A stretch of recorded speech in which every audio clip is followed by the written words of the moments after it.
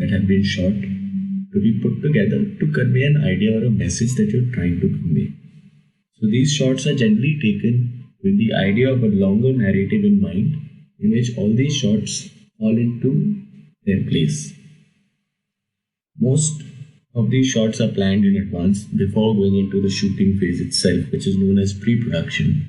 Once shot and once the shooting phase is over, most of these videos are then put into post-production, where editing comes in. Video editing is used to structure and present all video information, including films, television shows, video advertisements, video essays, interviews, and it has become extremely popular in the recent years because of the advent of the editing softwares available to all people, which is available to all people to download from the internet and use on their own computers. Editing video can be difficult at times and very tedious, so several technologies have been produced to aid people in this task. And as technology advances, these techniques are becoming more haptic and easier to use by a larger number of people. So before video editing, we had film editing, which is the base of which forms video editing. Films were shot on reels, and those reels were then spliced with a blade and then joined to another piece of film on a flatbed editor, which was known as linear video editing. But now we are going to talk about non-linear video editing, which is also known as software video editing. So the goal of video editing is to manipulate events and finally communicate what the original goal or target was in a visual format. Now let's talk about the types of editing. We won't delve too deep into this. This is just for a broader perspective. Initially, we had some very expensive machines which video editors would use, which were not available to everyone and which were hard to maintain and generally complicated and extremely expensive. So initially it all started with linear video editing. It used videotape and is edited in a very linear way. Several video clips from different tapes are recorded into one single tape in that order and they would appear. Then came non-linear video editing, in which video was to be edited on computers with specialized software. This process is not destructive to the raw footage and is done by using programs such as DaVinci Resolve, Avid Media Composer, Adobe Premiere Pro, and Final Cut Pro. Then there is cloud-based editing. This is the most recent form of video editing in which we utilize the internet to work with content remotely or collaboratively. And especially this is done during a time-critical nature, such as live events, sports events, live TV shows, news, broadcasts. So generally the technology used for this is quite different. There could also be an internet uplink or a satellite uplink to broadcast live streams all across the world. Another relatively new form of video editing is video mixing, vision mixing.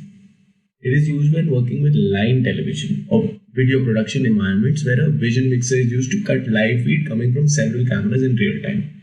This is extensively seen in sports matches, especially when you have multiple cameras. Vision mixing is also sometimes known as switching. And these are done in you might have seen these controlled TV studios or sports studios or live studios where a bunch of editors are sitting together with different roles to play, and they generally have a producer in the room as well who's shouting out instructions. Now we move on to careers and applications of video editing. As you know, most entertainment fields have a position for video editors. It could be in filmmaking.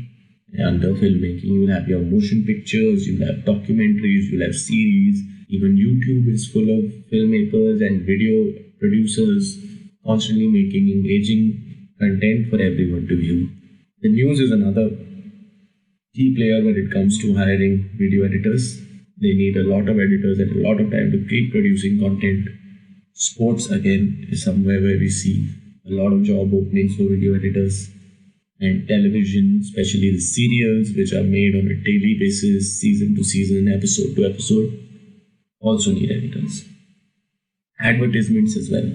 They say advertisements generally hire the best editors there are because they're immensely expensive and they're high on effects and visual effects and all kinds of, different techniques that you wouldn't see in regular filmmaking. You might see it in the motion pictures, but advertisements generally put in a lot into post-production. Now, we come to video editing jargon. So, the video editing jargon consists of many words that you would have to keep in mind when you begin editing. So, editing is not a fairly complicated process, but when you're working in a group with many other people, each of you needs to understand what the other is saying. So there are many words that video editors, directors, and producers of films use constantly, and to a layman they might seem completely Martian at times. But if you understand these terms, editing becomes a very simple process. And these are just some of them, but keep in mind there are many other words as well. So the first word, aspect ratio. Aspect ratio relates to the width and the height of your video and how they relate to each other. Those dimensions are expressed through a ratio. Most common examples are 4:3, which is your television ratio, or PAL, 16:9, which is your HD ratio. There's also 1.85:1, and so on and so forth. Even 4K has its own ratio, which is 16:10. And there are many such ratios to keep in mind when it comes to aspect ratio. I won't go too deep into that, but this is generally based on the viewing platform. So if videos were to be made for mobile phones, they have a different aspect ratio. If they were to be made for television, they have a different aspect ratio. Depending on the final viewing environment, you decide your aspect ratio. Also, aspect ratio is to be decided in the pre-production phase as well, when you realize which camera you're going to use and how you're going to shoot. Now we come to B-roll. B-roll is basically nothing but again footage from a second camera generally is referred to as B-roll, but B-roll is also referred to as any other footage that you might have with which you would splice your main video. So B-roll gives you flexibility according to the video editing rules when editing, because it is supplemental footage that makes a previously incoherent scene smooth. B-roll can even provide more details to support the scene, like in the news, weddings, films, or interviews.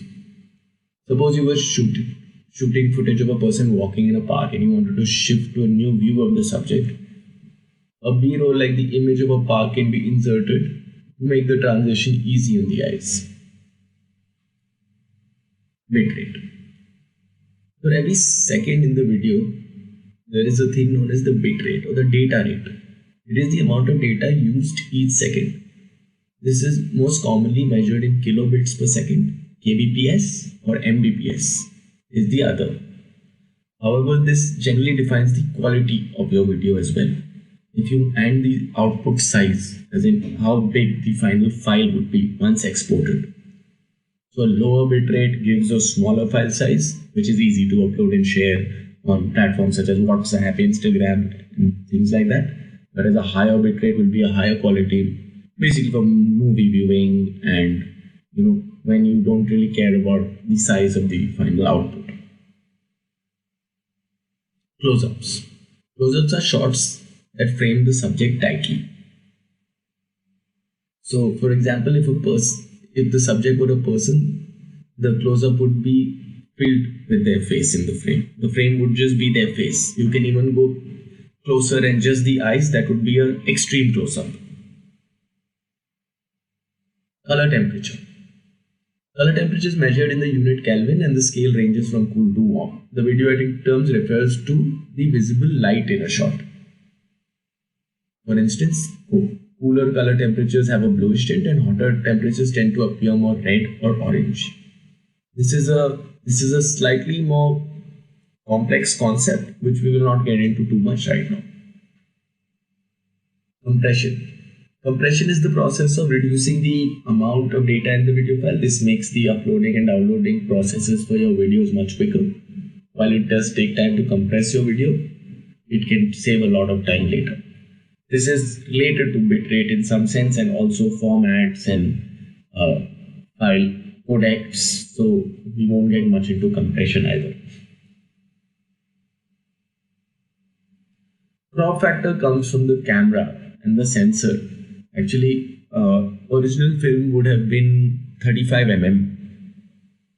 The size of the original film was 35 mm, but due to the advent of digital cameras, and we do not use film anymore, there are digital cameras known as full frame, which will give you a full frame image. However, if some different digital cameras, their sensors are smaller and they create a crop factor. That crop factor is to be kept in mind when shooting, so that if you were to match a full frame image with an image that was shot on a camera that wasn't full frame, the crop factor comes in handy. Okay, cutting. Cutting is a type of shot that most often shows the objects, the subjects, in contact with or manipulating. Cut-in shots are similarly helpful to B-roll because they stray away from the subject for a short period of time. This is also known as the insert shot. Foley. Foley is when you reproduce sound to create sound for a film. Oftentimes the actual sounds of nature, chewing, are not naturally captured. They are actually reproduced in a studio.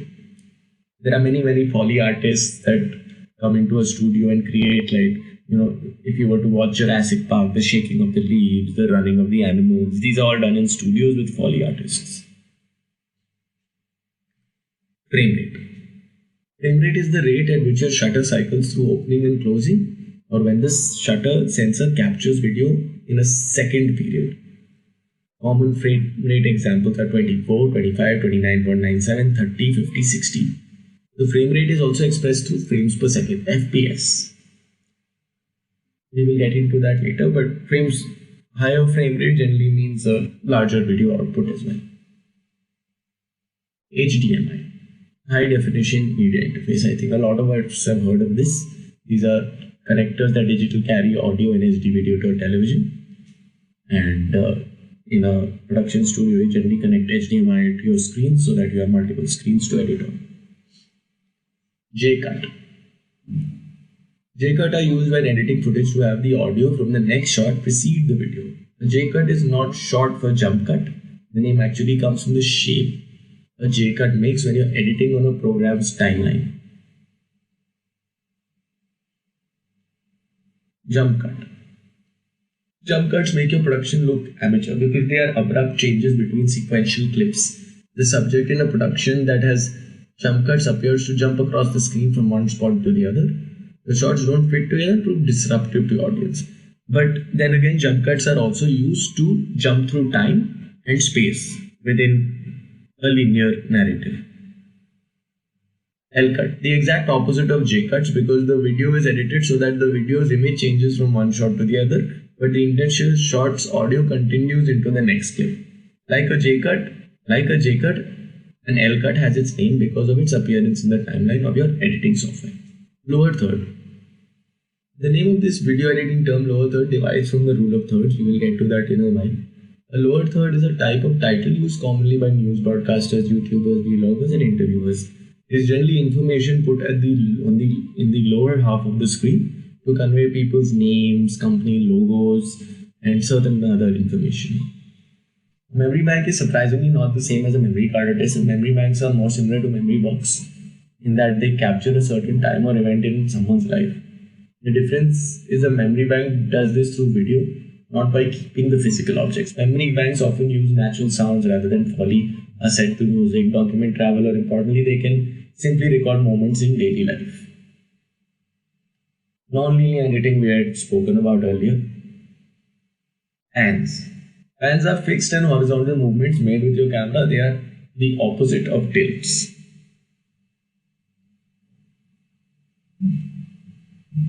Pixel aspect ratio is something you can keep in mind and check on later.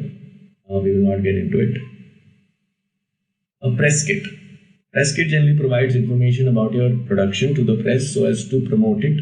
This information is typically background that can include the crews, cast, bio, synopsis, question and answer with the members of the crew, such as director and stills from your production. However, this comes in handy when you're working on a large production, but if you're just going to make videos for yourself, then you don't have to worry about a press kit.